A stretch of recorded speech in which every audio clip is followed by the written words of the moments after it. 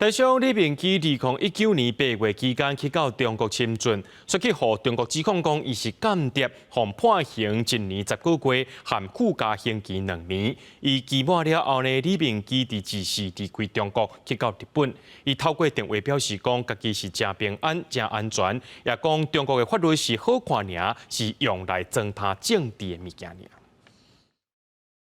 台商李明基伫中国去用拘禁，被判1年10个月刑期，也有剥夺政治权利2年附加刑。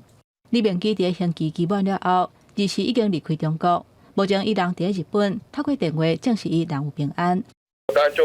如释重负啊，这个，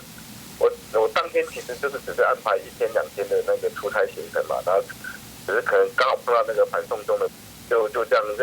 被任意拘捕了，这肯定是精密计算过的，我只能这样说。对，我的事情就是要报复台湾政府，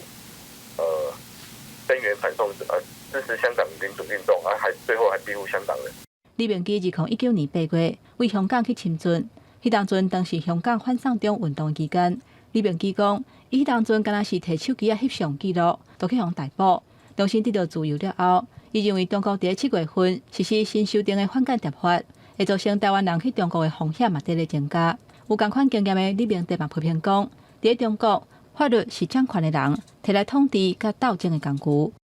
中国普遍的用附加刑在控制中国人，中国的政治犯在出狱以后还继续被软禁。中国用他的法律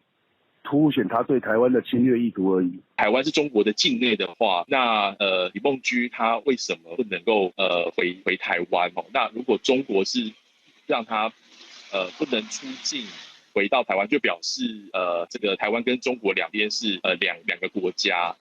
台管会认为讲，中国乌白甲台湾人拘禁，毋但对国家认同意识形态形成矛盾，嘛已经违反国际人权法。目前还有包括学者施正平、蔡金书，还有杨智恩等人还未放出来。陆委会除了表达抗议，嘛提醒民众去中国都要注意风险。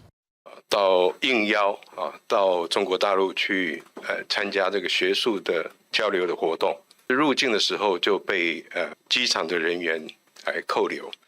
陆委会讲，民众去中国除了会当做登记以外，嘛爱规团做伙出入来维护安全。若是要做学术交流、宗教活动，伫非必要的情形之下，建议暂时要是莫去中国。